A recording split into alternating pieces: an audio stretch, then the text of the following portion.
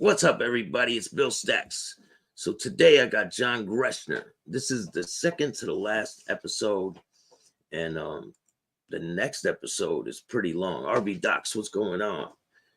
Shift Click, how are you? It seems Angel Gotti's a little upset with me because I went over that little fight that they had over at the high school.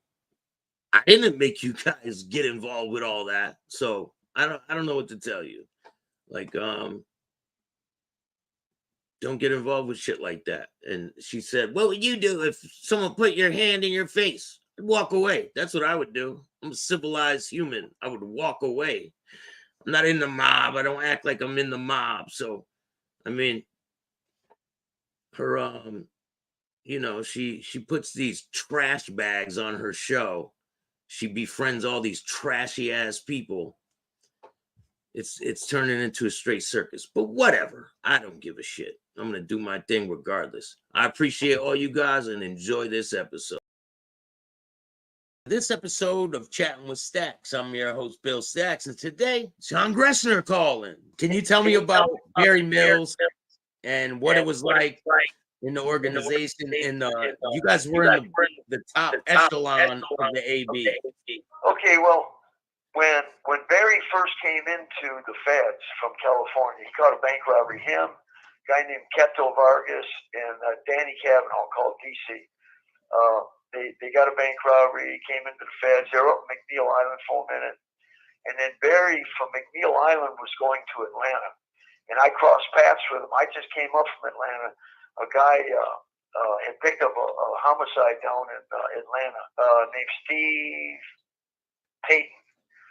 And he burned a guy to death with gasoline in the cell. And he pulled a bunch of us down there on his trial. We were supposed to go into Fulton County Jail. We had some little plans and schemes for the Fulton County Jail. And they took me and Jive Roberts, Charlie Roberts, a partner of mine out of Houston. They wouldn't take us into the Fulton County Jail. They took us to the federal pen in Atlanta and put us in the AWB building. That used to be the ad sec there. And threw us down there. In fact, I was down there when Big Al, Tommy Genovese, and Bobby Mulholland caught that case on Zambito, the guy that was supposed to be in the witness protection program that told on all the mob rackets and shit down in South Florida. And they walked him up into Atlanta and walked him into a major cell block, and he looked around. He thought, officer, I don't think I'm supposed to be here. The guy said, well, your cell's up there. Go up there, and we'll deal with this shit later. We're busy. He didn't last the night. They got Big Al, Tommy Genovese out of the Genovese crime family in New York, and Bobby Mulholland, a friend of theirs, wrapped all three of them up killing. He didn't last. They cut his throat. He didn't last 24 hours. So anyhow, we were down there, and when we were coming back up from, they used to, before they had Con Air, the air flights, they used to ride us around on buses all the time. So when we came through Terre Haute, Indiana, the federal pen there, the old Terre Haute, it's called I Up, where you'd lay over when you're riding the chain on the bus, man. You'd lay over. Barry was up there. He was going to Atlanta. Ronnie Bruiser, the government accuses him of being anti-Mexican mafia, all that. He had just picked up a murder. Him, Dog Kell, and Bone. They were fighting a murder beef there on the killing down on the mainland in the hut there. And I was chopping it up with Barry. I told him, listen, a lot of the fellas are back in the control unit there with me right now. Puppets there, Billy McKinney, Coach, Ronnie Perrin, DC, Danny Cavanaugh, Cowboy Conley out of San Diego. And out on the mainland at that time was George Harp. I think he came in at that time too, but he was a little skittish. He hadn't been acting right. He hadn't been what we call polishing the rock, the shamrock, taking care of brand business. Then there was a few guys on the mainline at Marion at that time that were kind of out of California and were kind of jumpers, man, that want to claim that they're part of something. They'll show you a little tattoo or whatever, and claim that they're part of the brand, the Aryan Brotherhood. California system, the bell that rings the loudest, the light that shines the brightest for white men, for white convicts, is the Aryan Brotherhood. Everything underneath that, skinheads, NLRs, wood piles, everything, are the soldiers for the Aryan Brotherhood. Now, when they locked us all up out there for a while, put us in shoes and all that, we still had shooters, torpedoes on them yards. So there was a little crew that popped up call themselves a FTB, fuck the brand. Like they're going to take something over. They just start getting hit. They got to run off in the yards.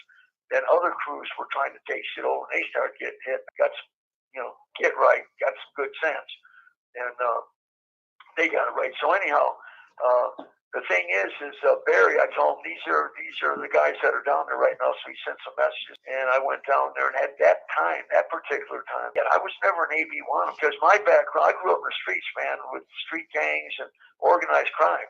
The Cisco mobs, the Italians, and all. I got wired into the Italians.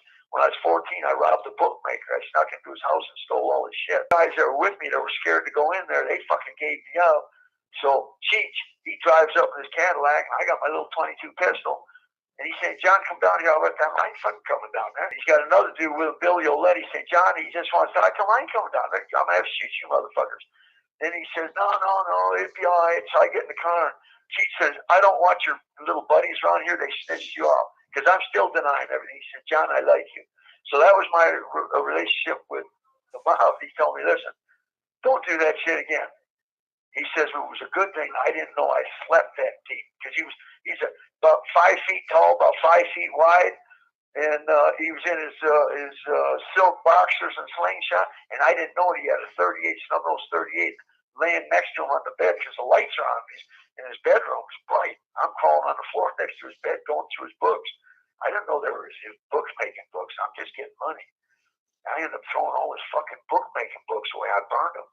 That's what he wanted back. I fucked up all the bookmaking for the cities. He was doing the cities. He was for Chicago mob and for fucking Vegas. I fucked all his books up.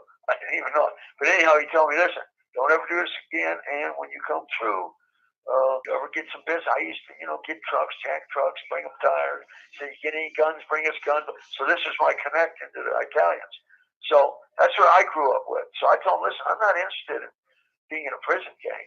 I always take care of my own business, man. I push my own steel and I pull my own triggers, man. I don't need help. And I got my own little cruise in that Marion at that time. We were moving a lot of product into Marion. And, my little crew and stuff. And me and Jivo, Charlie, Robert. And I told them, listen, you guys are good guys. You're good white men. And you're good convicts. You're solid. So anytime I can help you, I ain't paying rent or protection to anybody. But you guys, you're good dudes. So, man, I'd break people off. And I would break everyone off, all races, whites, Mexican, Indians, blacks, a lot of the DC blacks, man, these buddies of mine, they like weed. I'd be breaking them off weed and shit like that. These are friends of mine, man. And dudes out of Chicago, blacks out of Chicago, Gary, Indiana and stuff. I'm looking out for these good dudes, right? And Ronnie Perrin, called him Coach, he was saying, and Puppet too, they're saying, John, we're cut from the same cloth to, for us to have good relationships, for us to be friends. And then Ronnie, I told him the only thing that would ever kind of induced me to maybe go that way so if you guys were organized in the streets, because my background growing up in the streets as a kid was organized crime. I got pulled into that as a youngster. That's how I caught my cases. I had a young crew, man. We were doing stick-ups, and I don't know how the fuck he got my name, got up on me. And one night I was going to a party, a homegirls party, some older homegirls. They said, man, there's some people up in here who want to see you. And I went in, and I seen 3 dudes I'd never seen before. One of them was the biggest human being I ever seen in my life. It's like 500 pounds. He made the whole kitchen look tiny. Dick was a weightlifter, a bodybuilder back then. So was his driver. And he says, man, I need to talk to you. We sat down in the living room. I told him, man, are you the police? He says, no. And he says, John, I know what you're doing. I told him, I ain't doing nothing. I don't know what you're talking about. He said, I know what you're doing. I told him, you want a cigarette? He said, no, I don't smoke. I told him, you want a drink? He said, no, I don't drink. I don't do drugs, anything. He says, listen, I run an organization. The stuff you're doing, this is what we're doing. We 10% things. We will give you all the information you need. You take the lick down, we get 10% of the take, or 20% of the take if you use our resources.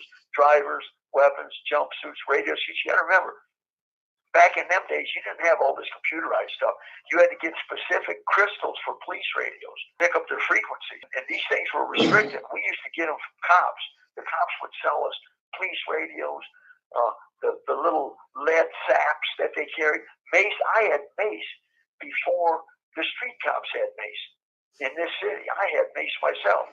And we're buying it out of trunks of police cars from police. They're selling it to us. So this was my background coming up in this stuff. So, and that's when Coach says, man, that's where we're going. We're organizing the streets. That's why today, if you talk to federal law enforcement, like the ATF on that racketeering case out in Santa Ana, they says, listen, the Aryan Brotherhood is not a racist organization. They came into being in the racial wars in California, but they were compelled to do that. They were compulsed to defend themselves and get involved. But that's really not their style. They're organized crime. And listen, it's real simple. Most of the dudes that got up in the organization back in the days when it was first starting are just guys, in the life, in the streets, man, in the rackets, in the red light districts. They're not involved in, necessarily organized crime or anything like that. They come into prison, but a lot of them use dope, they shoot dope, they sell dope, they do all that. So once you start organizing out of necessity, because you're on a battlefield now you got more mouths to feed. So you got to bring in bigger loads of dope. Now you got to sell the shit and make your nuts so you can re-up and do all this stuff. So it turns in, just by the very nature of the beast, it turns into organized crime, man. So that's the thing with that. So that's what I told me. So, well, that's where they're going, and that's how I ended up getting into that. And the time I'm doing now is in connection with gambling operations in Leavenworth. Pete Early said in his book, I did a public execution. That ain't true. I got in a knife fight with this guy. A guy out of California was talking about killing me, and a partner of mine, a Japanese dude, about gambling things. I told him, you got to get out of the gambling games till you pay your debt. He only owed like $1,200, $1,500.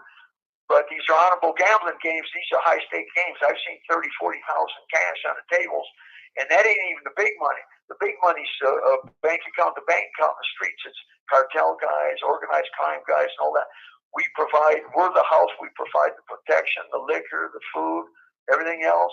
And, now you're fucking up the game. So he didn't like that. He tried to move on. Him and another guy tried to move on me and this Japanese partner of mine.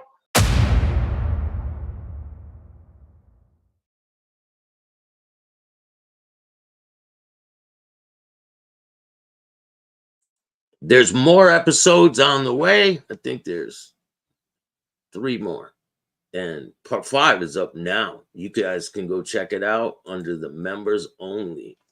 So if you want to see part 5 before it's out, join the membership and you'll be able to see that.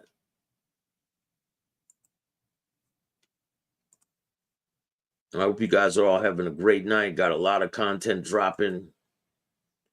And listen, anyone can say whatever they want about me. I've been called worse by better. Thanks. Have a great night. And remember, don't be a bitch.